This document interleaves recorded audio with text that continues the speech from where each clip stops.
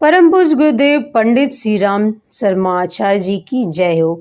आइए जानते हैं अद्भुत आश्चर्य किंतु सत्य घटना। गुरु चिंतन से मिली कारागार से मुक्ति। यह घटना तुलसीपुर पुरानी बाजार जिला बलरामपुर उत्तर प्रदेश की है। श्री घनश्याम वर्मा दो भाई थे। बड़े भाई सीताराम जी थे जिनके बच्चे नहीं थे। घनश्याम वर्मा जी के 4 बच्चे संतोष, अशोक, रवि, टिंकू एवं एक बच्ची थी। सीताराम जी के बच्चे न होने के कारण संपत्ति को लेकर भारी विवाद था। परिवार के अलावा अन्य लोग भी उनकी संपत्ति को हड़पना चाहते थे। दोनों परिवार में बंटवारा था, अलग बनाते खाते थे। मेरा इस परिवार से परिचय कुछ ही दिन पूर्व हुआ था। वर्मा जी के यहाँ बच्चे का जन्म दिवस संस्कार था। यज्ञ के माध्यम से संस्कार संपन्न हुआ। संस्कार के माध्यम से मैंने गुरुदेव एवं मिशन की जानकारी दी। उस समय मथुरा से एक ग्रंथ प्रकाशित हुआ था, ऋषि चिंतन के सानिध्य में। इस ग्रंथ की स्थापना घर घर में कराई जा रही थी। मैंने इस ग्रंथ का एक पृष्ठ पढ़कर सुनाया, जिससे प्रभावित होकर उन्होंने भी अपने घर में ग्रंथ को स्थापित किया। इसके बाद नियमित उपासना एवं ऋषि चिंतन के सानिध्य में ग्रंथ का नियमित स्वाध्याय का क्रम चल पड़ा। घटना 2003 से 2004 की है। सीताराम जी किसी कार्यवश बाहर गए हुए थे। जाने का प्रयोजन किसी को मालूम नहीं था। वे कब जाते कब आते इस विषय में भाई के परिवार में किसी को कुछ मालूम नहीं रहता था, क्योंकि दोनों परिवार के निकास द्वार अलग अलग दिशा में थे। एक दिन पड़ोस के एक व्यक्ति ने घनश्याम जी से सीताराम जी के बारे में पूछा कि कहाँ हैं, तो घनश्याम जी ने अनभिज्ञता जताई। पड़ोस के व्यक्ति ने कहा कि कई दिन से दिखाई नहीं पड़ रहा है और घर में ताला भी नहीं लगा है। लोगों ने घर के आसपास जाकर देखा, घर से अजीब सी दुर्गंध आ रही थी। उन्होंने घनश्याम वर्मा के घर में यह बात बताई। घनश्याम वर्मा जी का बड़ा लड़का अन्य कुछ व्यक्तियों को साथ लेकर घर में घुसा। घर में सभी जगह देखा, कुछ नहीं मिला जिससे दुर्गंध का कारण मालूम हो सके। काफी देर बाद देखा कि बाथरूम के दरवाजे में ताला लगा था। ताला तोड़कर देखा तो सीताराम जी की लाश पड़ी थी। कई दिनों से पड़े रहने के कारण लाश से दुर्गंध आ रही थी। तुरंत पुलिस स्टेशन को सूचित किया गया। यह घटना हवा की तरफ चारों तरफ फैल चुकी थी। काफी भीड़ इकट्ठी हो गई थी। पुलिस आई, सभी लोगों के सामने लाश को बाहर निकाला गया। लाश को पुलिस ने पोस्टमार्टम के लिए भेज दिया। पुलिस छानबीन करने लगी। घटना के 2-3 दिन बाद पुलिस आई और घनश्याम वर्मा जी के 2 पुत्र संतोष और अशोक को पकड़ ले गई।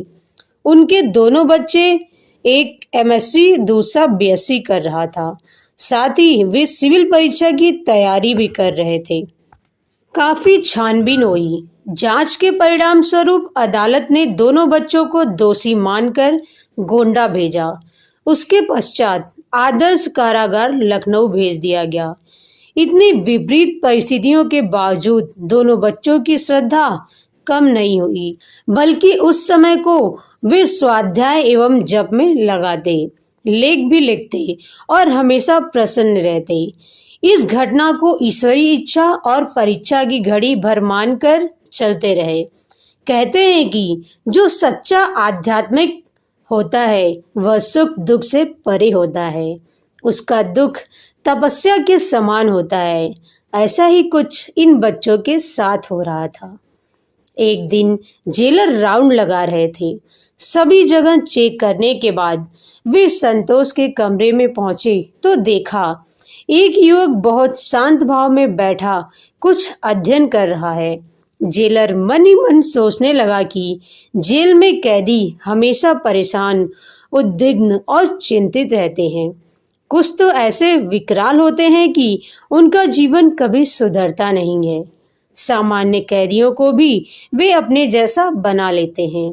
उन्होंने अपने चिंतन को विराम दिया और अनायास ही संतोष के पास पहुंच गए। जेलर ने पूछा, क्या हाल है?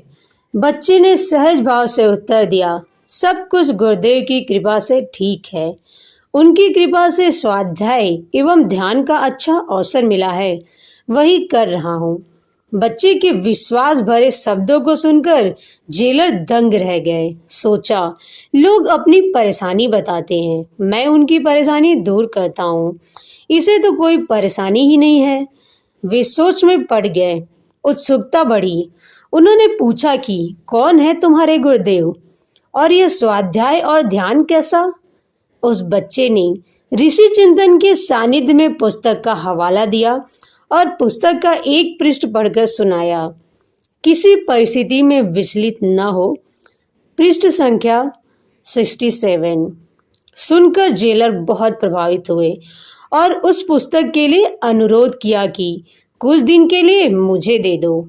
बच्चे ने कहा कि यह पुस्तक मेरे गुरुजी ने दी है, इसे नहीं दे सकता, परंतु जब मेरे पिताजी मुझसे मिलने आएंगे तो दूसरी पुस्तक आपके लिए मंगवा दूंगा। इस घटना से जेलर को उन बच्चों से आत्मिक लगाव हो गया। जेलर प्रतिदिन दोनों बच्चों से मिलने आते, हालचाल पूछते और गुरुदेव के चिंतन को सुनकर जाते, जो उस दिन का चिंतन होता। अंततः परिणाम यह हुआ कि जेलर ने स्वयं सिफारिश कर बच्चों को जेल से रिहा करवा दिया। जेलर बच्चों के गुणों से परिचित हो चुके थे। उन्हें विश्वास हो चुका था कि ये बच्चे निर्दोष हैं। बच्चों ने जेलर को गुरुदेव का वह अनुपम ग्रंथ भेंट किया। जेलर ने भी गुरुदेव के साहित्य से प्रभावित होकर गुरु सत्ता से जुड़ने का सुयोग प्राप्त किया। इस प्रकार घनश्याम जी के दोनों बच्चे गुरु कृपा से अपने जीवन को संस्कारित करने के साथ औरों के लिए भी प्रेरणा स्रोत बन गए। गुरु कृपा की शक्ति की पहचान बहुत ही सहज ढंग से उनने कई लोगों को करा दी। अद्भुत, आश्चर्य किंतु सत्य। पृष्ठ संख्या 17 और 18। धन्यवाद। ऐसे ही अनुभव और संस्मरण सुनने के लिए वीडियो को अधिक से अधिक लाइक, शेयर और सब्सक्राइब करना न भूलें। Thank you.